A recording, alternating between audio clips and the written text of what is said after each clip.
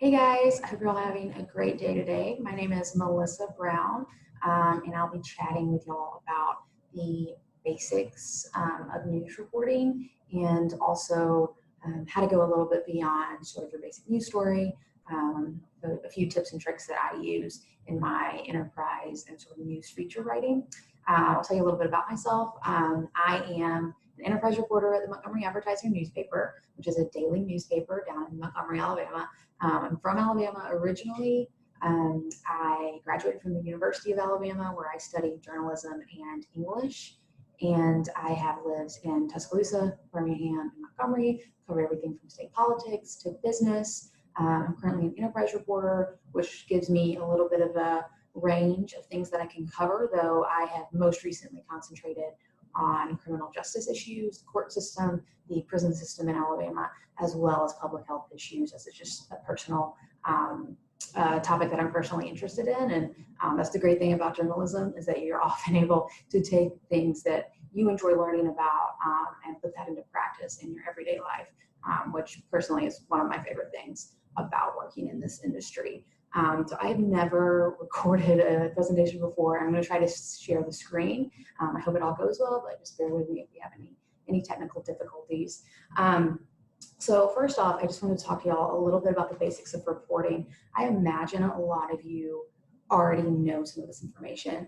Y'all are miles ahead of where I was at your age. I didn't realize that I wanted to go into journalism until probably my second or third year in college. So I had a lot of catching up to do, but if you don't already know, don't worry about it. The great thing about journalism, like I just said, about being able to learn something new every day, is that you can really pick up and learn it as you go. There's no better way to learn how to report, how to interview people, and how to write, than to do it over and over again, especially in real world situations. So I'm just going to look at my note and see if I can share my screen to get this started. Bear with me, guys. Appreciate it. Pull that down. Awesome.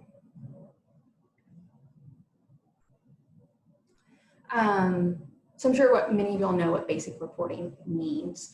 I'm an enterprise reporter, and I found that every journalist or every organization has a little bit of a different definition of what enterprise reporting means, or what a news feature is. So I just wanted to give you how I look at it, because again, it will vary from person to person. I think of enterprise reporting, or as news features, as reporting on things that aren't necessarily tied to a single news event, such as covering the city council meeting, or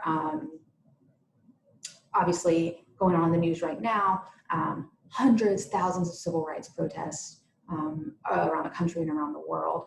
Covering that would be a news story. It's pretty much a straight news story.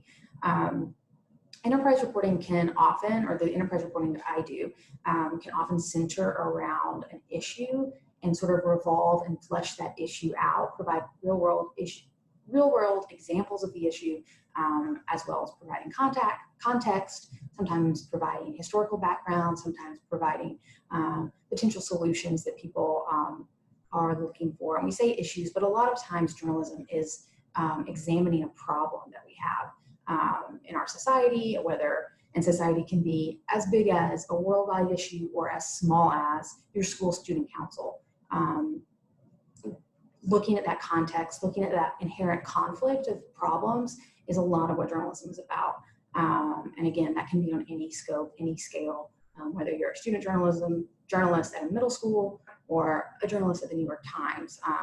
Those sort of inherent conflicts and the inherent issues that we are looking to investigate and to inform our readers about stay the same, whatever the scope. I also find that enterprise reporting and news feature writing specifically, are often a bit on the longer of timetables, comparing it to a daily news story that you're going to find out about, and you're going to have to find sources, interview them, and write something up for your editor in 4 to 6 hours. And these enterprise or news feature stories are often a bit longer. Because they're a bit longer, that means your reporting, your sourcing, your research time is going to be longer as well, because you need that information, you need that strong foundation to draw your readers in and convince your readers that you know what you're talking about and that you've done the work to put into that story. Because your readers will be able to tell, and you don't want a weak or a thin, is how I like to call it, sometimes a thin story. You want to almost usually have more information than you need before you start writing. So before we get started, I do want to start out by saying that I work in one of the most traditional, old school, if you will, forms of journalism, which is daily print news. That's where I came up. Like I mentioned, I didn't really know I wanted to be in journalism until I was in college, and that's when I started writing for the student newspaper, the Crimson White. And that was a daily print newspaper at the time. So that's how I learned how to report and write to a news audience. I've actually worked at a variety of outlets, including digital, weekly news, and a magazine format before I came to the Montgomery Advertiser. But I say all that to say this, is that as an industry, sometimes journalism can be pretty tied to traditions and norms and, quote, how things used to be. But I think it's important for y'all, especially as the incoming generation in this industry, to know that there are a lot of different ways to be a journalist. There's a lot of different ways to do journalism. You don't have to be at a traditional daily newspaper to be a journalist and to do, in fact, impactful reporting. And in fact, the way the industry is changing, that's probably will be increasingly a rarity. And you don't even necessarily have to follow some of the writing structures that we're going to talk about, that you're going to learn in school, to do, again, impactful reporting, impactful writing. However, in my own experience, knowing and thinking about these writing structures or these traditional tips as building blocks, you know, how to report a story, how to look up court documents, how to write a lead, how to structure your story.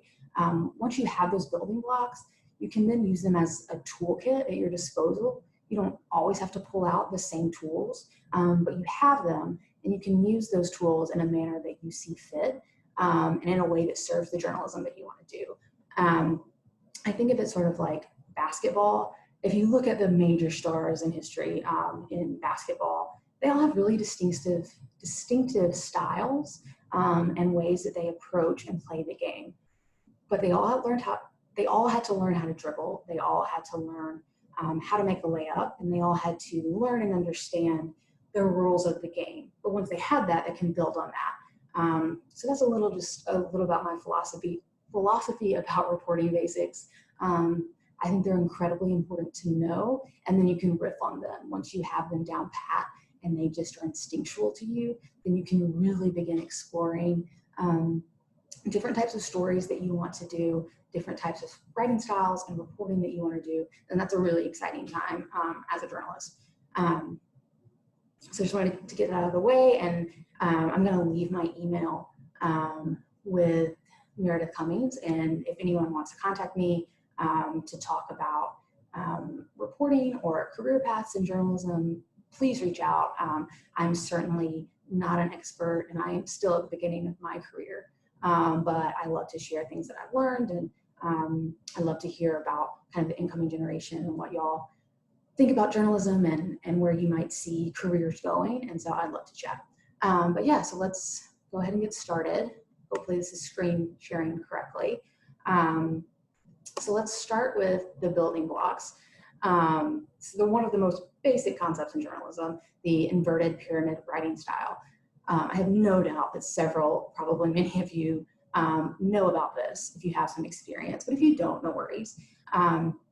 The mindset behind the inverted pyramid, which is exactly what it sounds like, it's a pyramid turned upside down, is that you want to catch your readers quickly and convince them that your story is worth reading.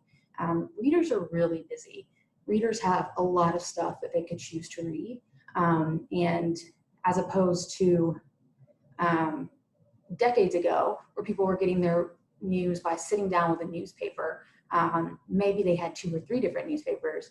Today, we're all reading on our phones, and you can click off, click a hyperlink, close a news app or close Twitter and open up another app, open Instagram really quickly. So it's important that you're able to catch and capture and keep a reader because you want them to read the story. We're all writing these stories because we think that they're important. The information contained in them is important. And also, as journalists, we all have a little bit of an ego. We want people to read what we write, right? So you want to hit them quickly and early with your big facts. That is the philosophy behind the inverted pyramid. So you're basically top loading your story with the big facts of the story. So obviously, when we think about, actually I'll zoom in a little bit so we can see. I'm going to shout out the University of Leicester in England, where I borrowed this graphic from. I think it's really instructive. You can find a lot of different ways that the inverted pyramid is shown, but I like that this is broken down so kind of minutely. The thing about a basic news story is that it's quite formulaic. You're going to have your lead, which is the most newsworthy information, the reason you're writing the story. And then under that, you're going to have your important details. Sometimes we talk about the nut graph, which usually comes directly after the lead, and it's going to give your readers a little bit of a summary of what they're going to find in the story below. So your important details, you're going to have more context. You're going to have major players, i.e. the major sources or people involved in whatever your news story is. You're going to have some quotes. We're going to talk, I think, a lot in the next probably half hour, talk a lot about character and major players. And I think this is really important because humans like to read about other humans. That's something that I've really learned. And to be able to have real people in your stories is very important. You can hit a person with fact after fact after fact, but people's eyes glaze over. And I say people, my eyes would glaze over. Real humans give readers a reason to care about your story. So when I say major players or characters, that's what I'm talking about. And quotes are obviously a part of that. Quotes show that you have talked to people on the ground, that you have talked to people directly involved with this newsworthy event that is in your lead. And then toward the bottom, you're going to have least important. That's not to say they're not important, but think of it as something that if it was cut, say if you were writing this for a newspaper and it did not fit on the paper, an editor could cut that sentence and it would not directly impact the understanding of your story. It's something that would be great to include. It's not something that you have to have in a 400 to 500 word story. So this could be background info, historical info, details that could be cut. So let's look again at the pyramid. Again, basic news writing is quite formulaic. And even if you've never noticed that before, just try to look out for that in the next 3 to 5 news articles that you read. You are going to see that, oh, this is structured quite similarly, even on topics that are completely different from each other. And this is a good way. The reason I really like this infographic from the University of Leicester is because it gives you a really great breakdown of that kind of basic formula. You're going to have your main facts, your lead, more detail, which is what we would call your nut graph. And then you have your quote, which again is what we talked about, adding that personal character, adding that human voice, more detail, quote, additional comment, and your optional, that says optional bio. I think that is additional details that we talked about could be cut if needed. And as we talked about earlier, daily newspaper journalism is changing a lot. A lot of it is online only, and you don't have those space considerations if you're writing for digital that you would if you can't fit it on a newspaper page, which is why the inverted pyramid is a little bit more focused on that old school sort of newspaper print model. But again, it is a really great building block. If you practice writing stories in this way, and I didn't realize that at first, but when you do practice writing stories that way, it gives you a really great, you're basically doing, mental gymnastics to figure out, if you've interviewed 4 different people, if you've covered 3 different events, you have so much information floating around in your brain when you sit down to write that it can get really overwhelming. But if you think of it in an inverted pyramid, in the inverted pyramid shape, you can start teasing out those details out of all of the background info, out of all of your notes you have in your head or you hopefully have organized. When you use that inverted pyramid, like I have to have a lead, I have to have a nut wrap, you sort of instinctually start kind of winnowing and diluting all the information down to what, hey, what do I want my reader to know first? What is it most important for my reader to see to hook them, to keep them reading the story? And then you can go from there. So even if you end up not using the inverted pyramid style and the end article that makes it to your reader, you are using these values and this system to form your own background and structure for your story. And I do think it's really important and really, really helpful, especially if you're not quite sure where do I begin writing. Always come back, think about the inverted pyramid style and the who, what, when, where, why, and how, which obviously those are the things that we were taught in kindergarten or first grade when we started writing stories, but they're really important, really simple questions that can help you strategize and get a lot of clarity about the end article that you want to deliver to readers.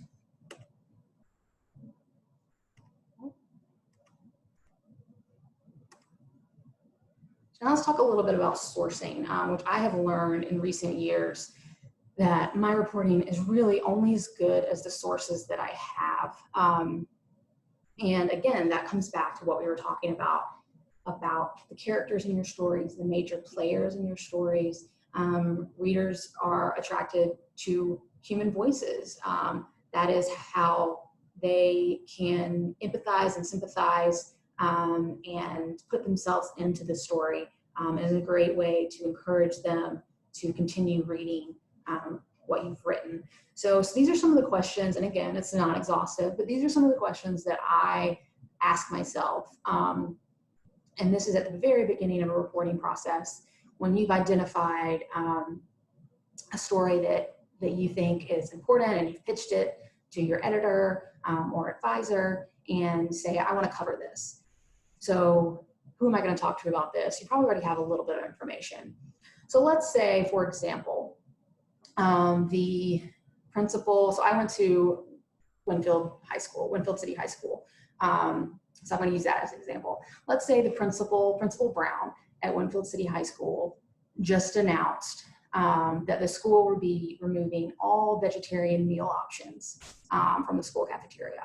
That's going to be pretty major news, right? It's a huge change to cafeteria menus.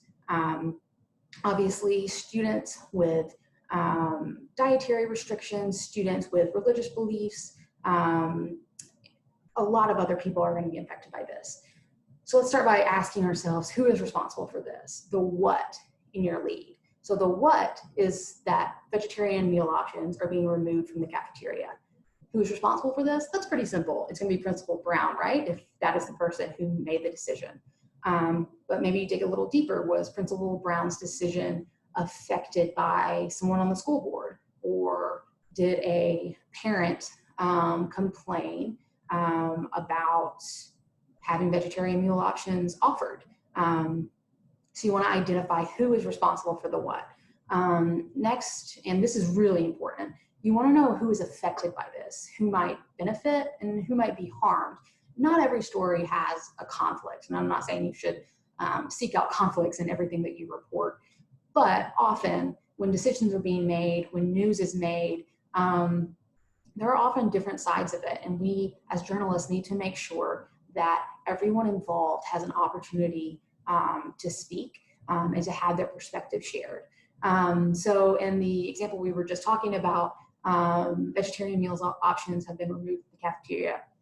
Who's affected by this? We already mentioned students who do eat vegetarian diets, whether that's due to religious beliefs, moral beliefs, dietary or health restrictions. Who might benefit from it? Now that's a really interesting question in this example, and that might come down to the why. Why did the principal decide to make this decision? but maybe the school's going to save money. And again, who might be harmed by it? That goes back to the who is affected. This could really affect people's health, people's spiritual life, things like that. The next question is when you're running and going, trying to get a breaking news story done, you really want to focus on the first two. But the next question is something that I really always like to try to include, is who isn't involved but has expertise or context to look at the bigger picture.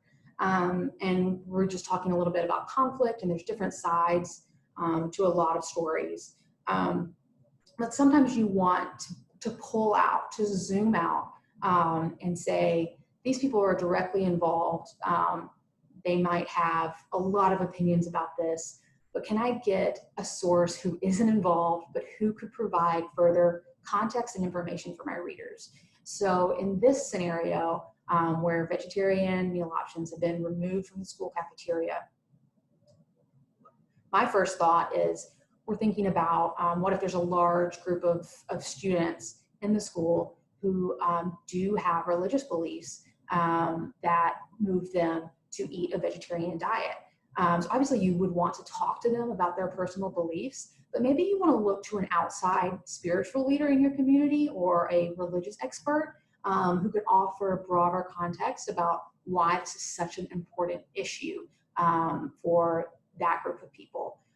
Or maybe you want to look in to see if there's a state or national law that requires school officials, public school officials, to offer or cater to dietary restrictions. And if that's the case, you want someone who can speak with a lot of background knowledge and expertise about the law. Maybe your school principal isn't even aware that that law exists. So you might look to a law school or a foundation or national group that deals with issues like that, and they could give you broader context. Maybe there are different schools that have done this before, and you can look to them to see what has happened. And then who hasn't had a chance to weigh in on this? This is less important. If you do the top three, you're going to have great sources. But a lot of times on an issue, you have people who are at the forefront of talking about it, but then people who they either don't have the platform or they haven't been approached to talk, and it's great to include their voices. You get a lot more nuance and a lot more context. So in this scenario, off the top of my head, I'm thinking about students who maybe don't fall in to one of those categories that were already eating solely vegetarian meals, but who have opinions about it and who might be affected about it. I'm thinking about teachers or staff. Right now it's between the principal and the students, but there has to be, or there probably is, a teacher or a staff member who will be affected by this, maybe a parent. So that's a little bit of an option to stretch your brain a little bit more and look outside of just the automatic players that you automatically see, to say, hey, who else can talk about this? And oftentimes, in my experience, sort of the unexpected really makes the story. People that you didn't really think were super interested or hadn't weighed in before have really thoughtful ways to add nuance and context to the story. And so if you do have the time, absolutely you should be thinking, hey, who's been approached by this? Who's likely to be approached about this? And who else is out there that I can think about approaching? And then my last tip for sourcing is documents can be a huge help. Like I said, I do some criminal justice work. I am in court systems all the time. And this may not be something that you've had a chance to explore, which is totally understandable. But if you're reporting on the local school board, they have minutes. A lot of times now, I'm watching city council meetings in a county, 8 counties away from me, but they're putting it on Facebook and they're saving those videos. So a lot of times, documents can be extremely helpful in sourcing, whether it's, Mr. Dodd, who stood up in a school board meeting a month ago to disagree with the principal considering this meal option. You could either use that document and what you know now about what Mr. Dodd said to then seek him out for an individual and independent interview about what he said a month ago, or, and a lot of options, and this is something that you should discuss with your editor and your advisor, but you can use that document as a source. This, per AP style, we usually say according to, I'll say according to court record, or according to Winfield City Council minutes posted on the city website. You can cite that source, that document as a source, which is really helpful, especially if you are working on a story that has some historical context and background.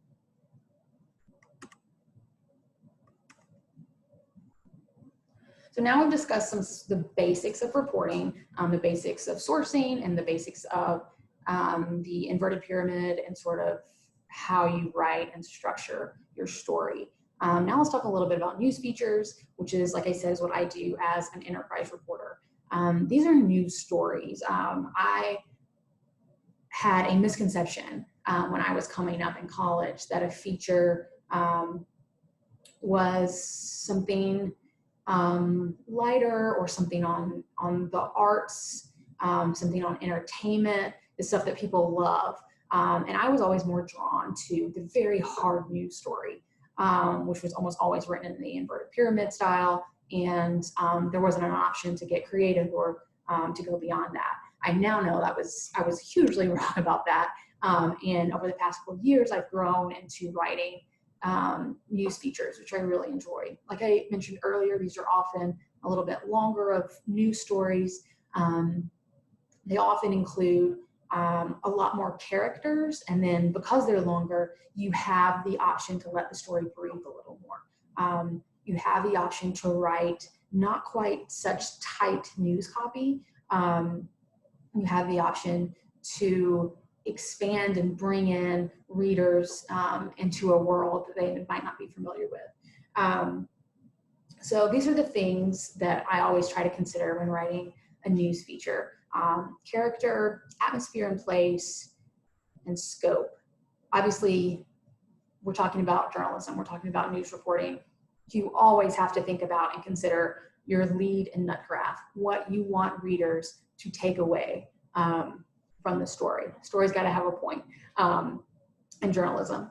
So character, we've already touched on this a lot, is about your major players, your voices, where you're going to get quotes from, who's going to drive the story. A lot of the news features that I write about are about broad issues, right? And we'll go over a couple of the examples. I worked on a project 2 years ago now about wastewater infrastructure in the rural South, which your eyes may have glazed over when I said that, because it's a lot about engineering and how houses are built to basically empty wastewater from the toilet, from the shower, from the sink, which is not as super interesting. Some people might think it's interesting, but it can be really complicated and really complex.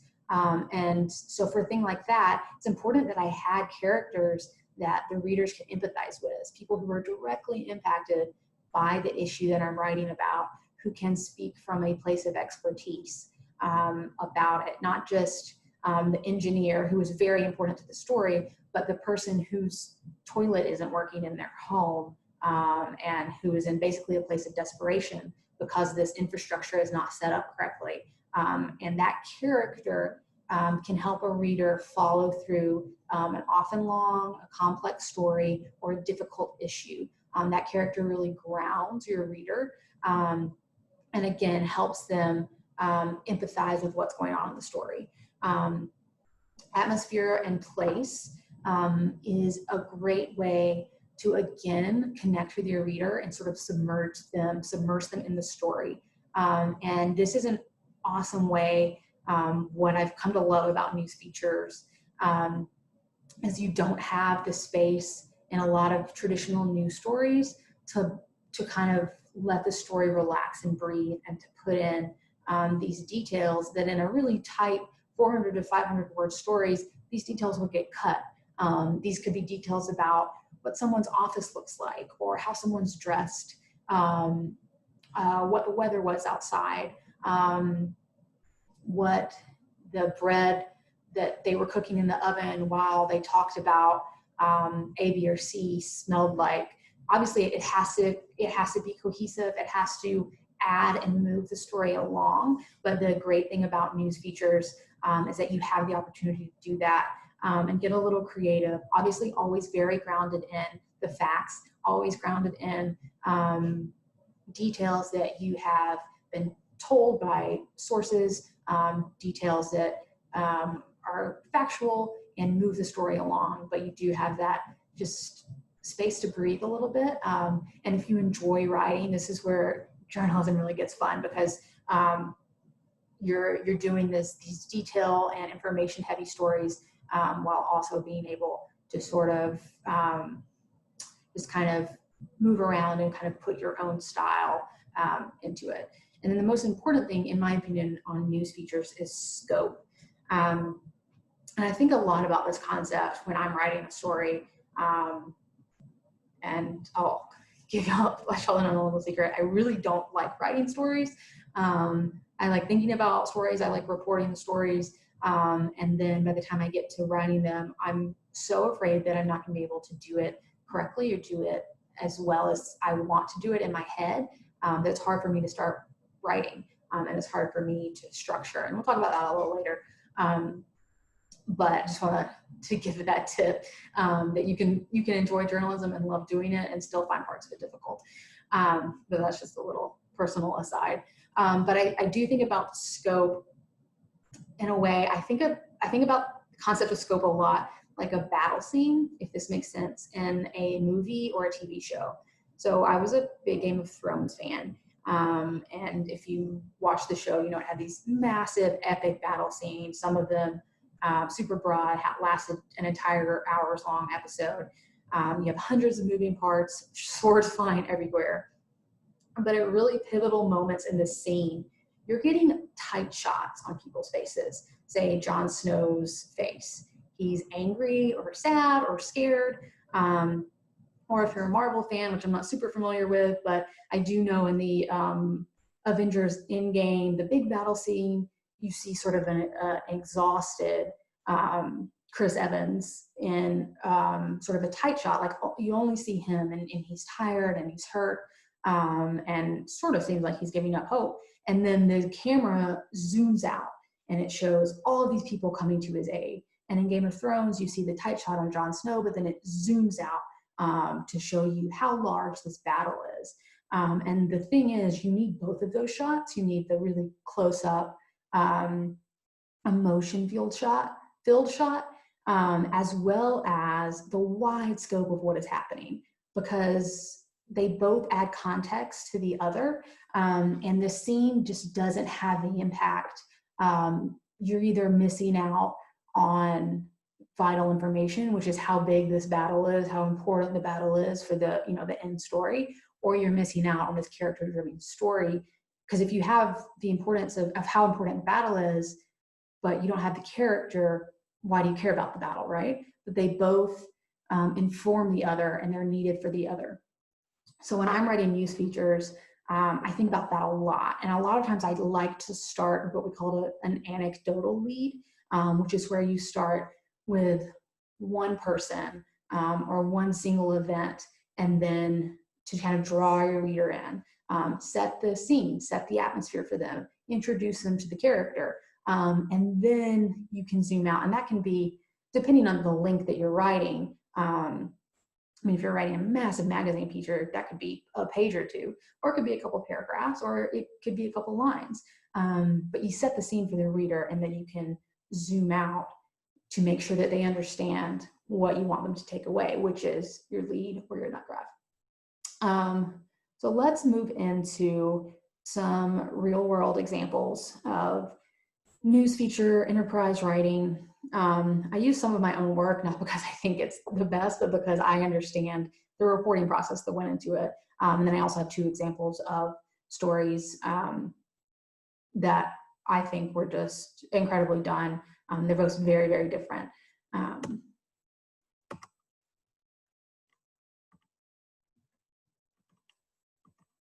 Oh, this seems to be a little bit out of order. Let's see if I can, yeah, there we go. So again, thinking back to what we just talked about setting the scene, providing atmosphere and also character for the story. I want you to think a little bit about interviews, and you want those, right, those 5 W's in the how: who, what, when, where, why, and how. You want to get that out of an interview. But you also, if you want to go a little bit beyond your basic reporting, you need to ask some different questions. And some of the ways that you can set a scene is by sort of is painting a picture and with enough detail that it really allows your reader to imagine what is happening or what this experience is like. So this example, I'm going to read through the first couple of paragraphs. There are times where you walk outside Hangville's Family Dollar and smell it, the stench hanging thick in the black belt air.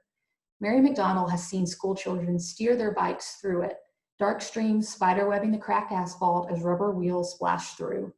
Charlie Mae Holcomb has heard it, an ominous gurgle from her toilets and sinks after heavy spring rains. So I think I mentioned this story earlier, this series. This is about wastewater and basically sewage issues in the Alabama Black Belt. This story is pretty long. I'm not going to read the entire thing for you. And it gets pretty detailed. I talked to an engineer in Mobile about different possible solutions to this issue. But I can't start the story with that. Unless you're an engineer or super engineer focused, that's not going to catch your attention. And so I thought it was really important to start it with these characters, Miss McDonald, Miss Holcomb, who are experiencing these issues every day. And I didn't know that I was going to start my story like this. But Miss Holcomb mentioned at one point the gurgle of her toilet when there are really heavy rains and her sewer system starts backing up. And within the interview, I was like, oh, gurgle, that's such an explicit definition or explanation of how this affects your everyday life. I mean, we talk about sewage, your automatic, my automatic reaction is that, oh, I bet that smells bad. But she just told me how she can hear it, how it sounds, which is not something that I ever would have thought to ask. But this was a real teaching moment for me. I was like, oh, that is a great way to bring a reader in, to show how all-encompassing this issue is for these people who are living in these small towns, or not even living in a town without the proper infrastructure that so many others of us take for granted. And so when I realized, oh, we're talking about smelling it, Ms. Holcomb has just told me how she hears it. And then Ms. McDonald talked about how watching her grandchildren play in front yards and things of that nature when sewage is backing up. And I was like, oh, it's a great way. I can use so many different types of senses. You know, you've got your eyes, your ears, your nose. And so I was lucky, again, we all go back, your story's never better than your sources, but was lucky to have these women who shared with me their real world experiences. But that was a huge teaching moment for me. I now think about, let's remember how I put it. I now think about how stories sound and smell and look to my sources. I've done a lot of reporting on Alabama prisons, and I've never lived in a prison dormitory, but I am writing a 4-piece series about the experience of living inside of Alabama prisons. I need to know how it smells, and I need to know how it sounds. And so I now ask about that kind of stuff, which it might feel uncomfortable to be like, how did that smell to you? But, and we'll talk about this later, when you are interviewing sources and you want it to be a free-flowing conversation. And by facilitating that, you have moments where you can be like, don't just tell me what happened, tell me how it felt to you, tell me how it sounded, tell me how it smelled. And those details can really grab a reader and just make your story that much more rich. We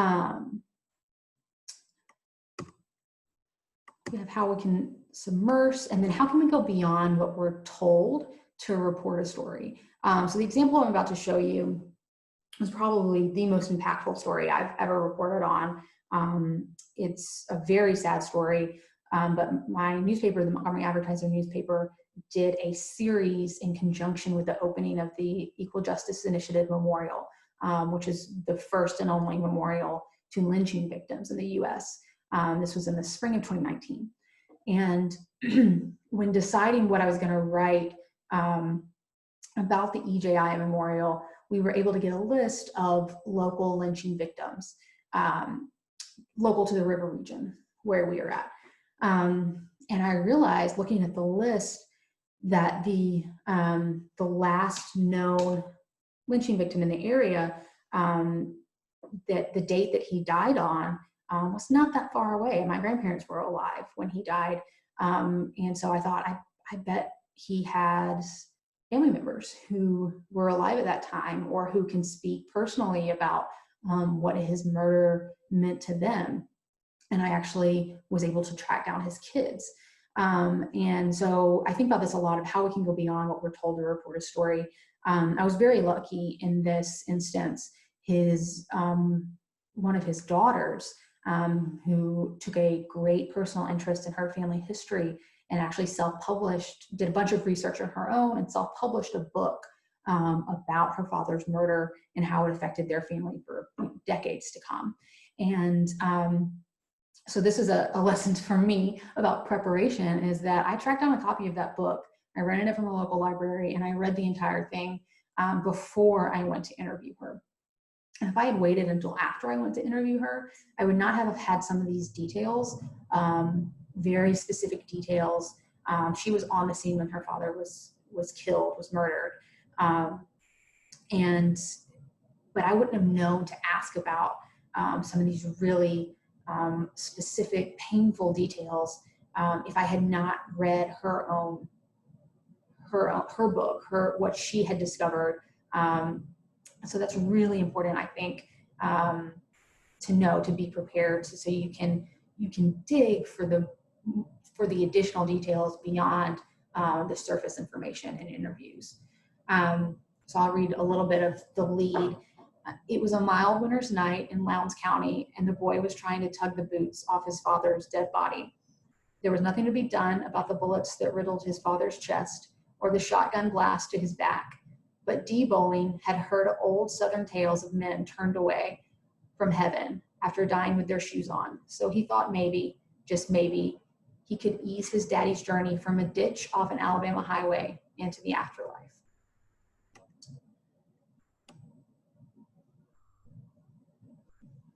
So this was, again, very lucky to have the Bowling family be so generous with their time and their very painful family history.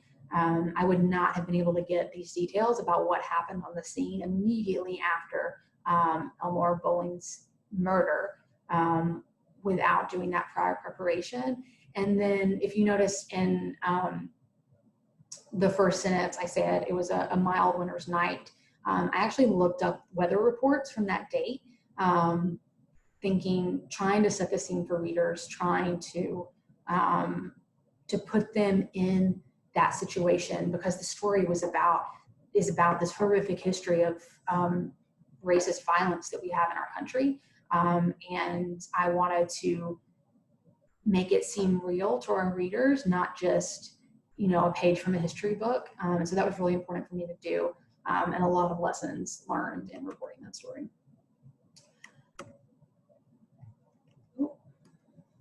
Excuse me, guys. I know this is out of order. I'll try to go back. So we talked about how we submerge readers into a story using senses, reporting out how did that smell to you? How did it sound? Even when those don't seem like the most obvious questions to ask, they can add an incredible richness to your stories. There's also the idea of using hidden details, and I say hidden in that they're not directly in the same way that I didn't think to ask how someone's toilet sounded. but that gurgle really added to the story. Hidden, you wouldn't necessarily think to dig out these little facts, but they really help your story.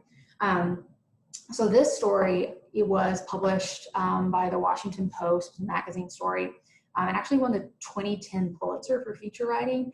I was assigned to read this story in college, and honestly, it affected everything I think about journalism and everything that I prioritize in journalism, which is taking a subject that is hard to think about or difficult or painful, and presenting it to your readers in a way that they leave thinking completely differently or empathizing with someone that they never thought they could empathize with. And I find that really important. So the story was written by Gene Weingarten, and if you have a chance to look it up, it's online, and read it. I would highly recommend it. It's a hard read. It's about children who die after children who die after being left in a backseat of a car, and examines how could this be an accident, and is it an accident? Is it a crime? It's an incredible, incredible piece. But I just wanted to focus on one line, or I guess it's two lines in the stories.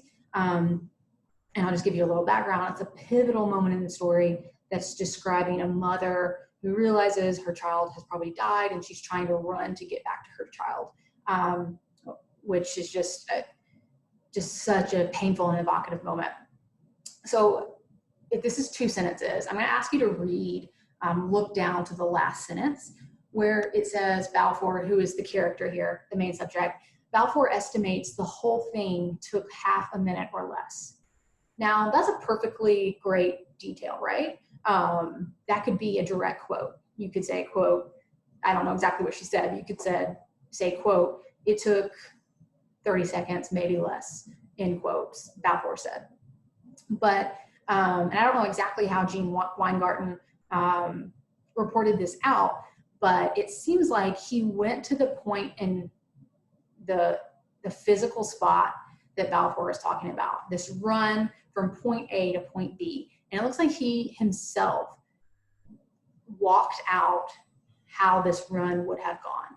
So he writes, it is 60 feet to the end of the patio, then a stairwell with 11 steps down, then 2 steps across, then a second stairwell, 12 steps down, 1 more off the curb, and then a 30-foot sprint to the car.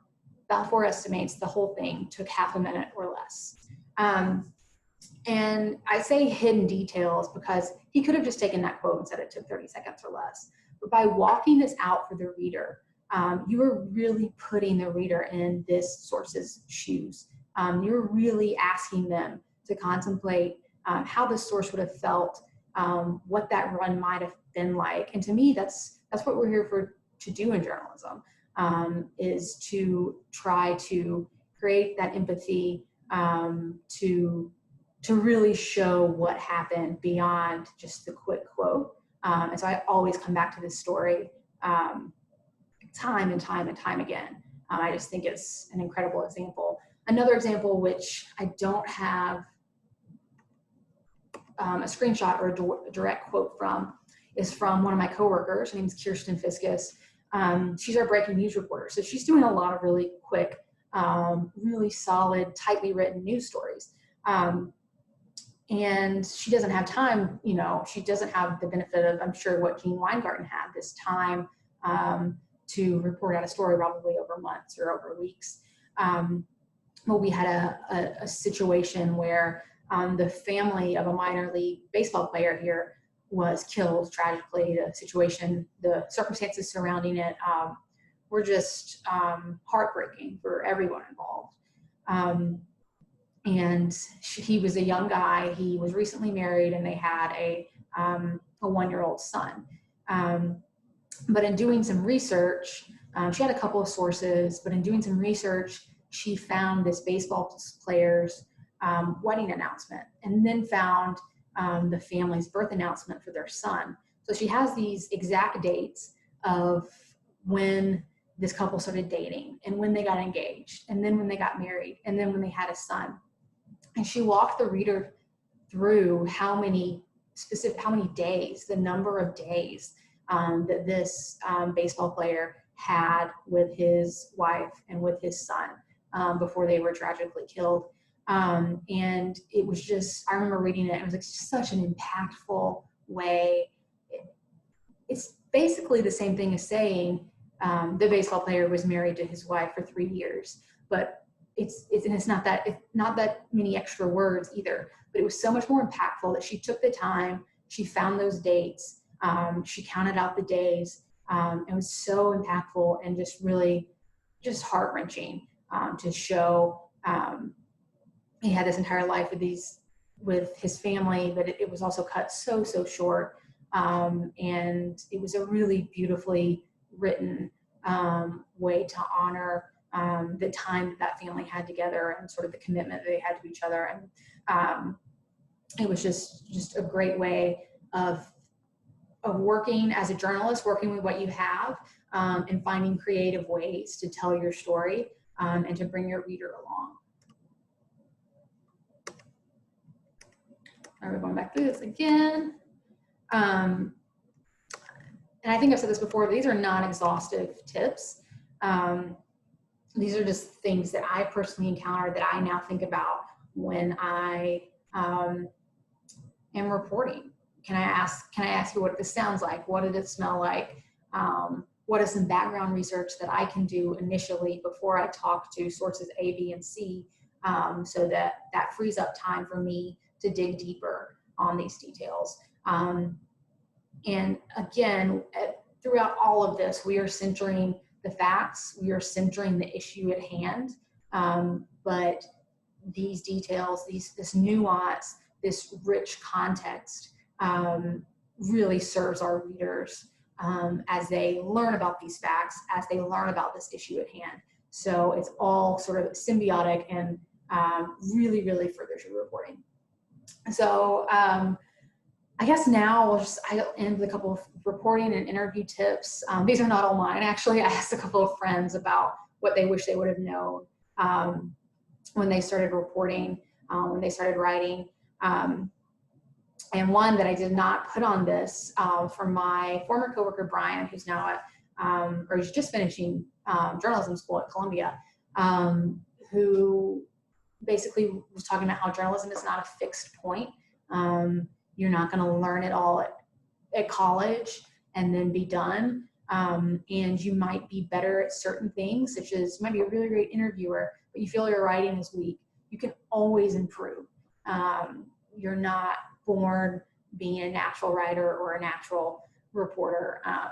Each story you do builds on what you already know. And again, there's no better way to learn journalism and to improve on journalism than by doing journalism. So I'll just walk you through a couple of these tips. First is approaching interviews like a conversation, not a Q&A. This is from my former coworker, Andrew, who's now an enterprise reporter in New Orleans. Excuse me. But this is a great tip. You should always be prepared for an interview. You should always have some questions written up. You should always have an intent, an endpoint in your mind of what you're wanting to get out of that interview. However, you should not be so tied down to your list of questions that you create an interview environment that feels rigid, or just like cue, question, answer, question, answer. The people that you interview, the characters in your stories, the sources, they're humans. And oftentimes, I'll be quite honest, they're nervous about talking to a reporter, even if it's not on a sensitive topic. Like, it's kind of a weird thing. You never know what you're worried about what's going to come out of your mouth. You never know what you're going to say. You don't know this person, the reporter. So your sources are human. You're a human. Connect like humans. It shouldn't be like a transaction. You should, if you can, if the situation allows, obviously you should always be polite. You should always be friendly. You should be respectful of people's time.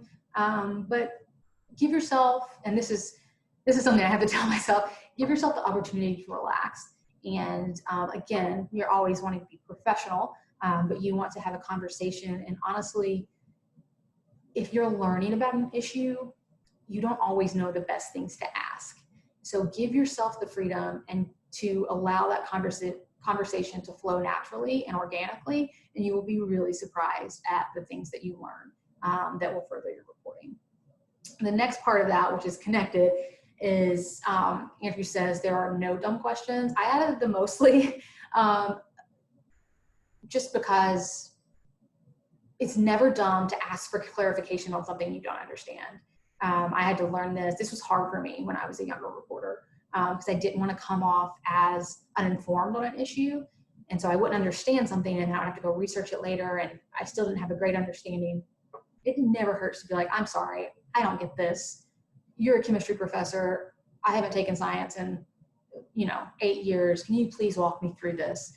I say mostly no dumb questions. You do need to be somewhat prepared and don't waste people's time. Be up to date on their job description and why you're there to talk to them. But the great thing is people like to share. As you probably could tell from some of my examples, I cover some really serious stories and I always worry, I still worry about approaching people, who have gone through very painful or traumatic events. But often when, approached respectfully, people like to share their story. They want to be heard. And so there are no dumb questions. Respect people's time, but allow yourself the opportunity to have an organic conversation with them, and you will learn a lot. This is the third, actually has nothing to do with reporting at hand, at the story that you're writing right now in front of you, but it's so important that you can use interviews as an opportunity to find more sources and more stories. So the question that I end every interview with is, I say, thank you so much for your time. Is there anything else that I didn't ask that you think I should know? And oftentimes that'll be related to the story at hand. But you can also say, this was so helpful. Is there anything else going on in your community that you think I should know about? This is a really helpful question to ask about people that you're interviewing a lot, that you're really building as sources. So your school principal or the school board or a city council member, they're going to be privy to things that are happening in your community that you may not have heard of yet. And they just need to be asked. So just give them an opportunity. Say, hey, is there anything going on in the next 2 weeks that I should have on my radar? And then third, finding more sources, especially when you're talking to experts or people within a community that you're not very familiar with, you can use the source in front of you to help connect you to more sources. So you can say, hey, can you give me 2 or 3 names of people knowledgeable about this topic or involved in this issue that you think would talk to me? So not only do you have 2 or 3 more people you can call, but also that source might be able to connect you. Say, would you mind sending them an email, just letting them know that I'm going to be calling and that you've already talked to me. That can be really helpful. Personal connections are a great way to source build. And you don't have to be a huge extrovert to be able to do that. I actually consider myself something of an introvert. Sourcing is probably one of the, personally, one of the more uncomfortable things about the job. But being able to connect source through source through source has been hugely helpful. This is something that I still am trying to improve on, but it's a tip that I've read recently that I think is fantastic. And it's saying report on your own interviews. If you're working on a news feature story or an enterprise story, and we've talked about how these can be long-term projects or longer-term projects, if you leave an interview and say, well, I'll transcribe my notes of that 3 weeks from now when I start writing, by the time the 3 weeks come around and you sit down to start writing, you are going to have forgotten. You'll think you won't forget, but you will have forgotten some of the details of that interview. What that person's office looked like or what their facial expression looked like when they told you this detail. So you should really take an opportunity, even if I've done it when I've had some really good interviews. I've gotten in the car and jotted down a couple of notes about what the tension was like in the room, or how his voice sounded, or he didn't want to answer that question and redirected here. Give yourself a little bit of space to decompress and maybe just spend 10 or 15 minutes writing 200 words about what happened in that interview. And that way, once you start writing 3 weeks from now, you have some things that can help refresh your memory and keep things fresh. Because I know everyone's schedules are hard, and a lot of times if you are reporting for a school newspaper or reporting professionally, you're working on 4 to 5 stories at once. And so kind of reporting on your own interviews or writing up a brief summary of how things went in the room can be very, very helpful for keeping everything straight in your brain. Let's go to the last one, is read your writing out loud. It's a great way, especially for news features, when you're being a little more creative and free with the details and the sentence structure and the story structure that you're using. Reading your writing out loud can be very helpful to make sure, does this sound right? Does this structure hold up? Is a reader going to be able to follow point A to point B to point C? So I find that very helpful. And then my last tip, which I think I mentioned earlier about how the writing process can be difficult for me sometimes, is that if you feel stuck, start writing. Everyone has their own process. But mine, I rarely write my lead at the beginning. The lead is sometimes the last thing that I write, which I know there are probably some journalism professors who would have an issue with that. But if I feel totally stuck and feel like I have writing block, which is more often than not, I will just start writing. I will, even if it's just writing, transcribing quotes on the page. And then once you have some words on the page, it's easier to get more words on the page. You can always rewrite, you can always restructure, but just start writing. Just start moving. Again, I've said this multiple times, but the best way to learn and to do to learn journalism and to improve on journalism is to do the journalism. And it's the exact same here. Just start writing, you will improve, you will find your structure, you will find your voice, as long as you just start putting the words on the page. So I hope this was helpful. Obviously, we could talk for hours on basic reporting and hours on going beyond basic reporting, but these are just some of the structures and the tips that I use in my daily journalism career, and I hope they're helpful. And again, please do email me if you have any questions. If you are just seeking more information about what a career in journalism might look like, it's something that I really love and I get a lot of value out of, and I love to share and to chat about what that might look like down the road for y'all. So thanks so much, and I hope you have a great Wednesday.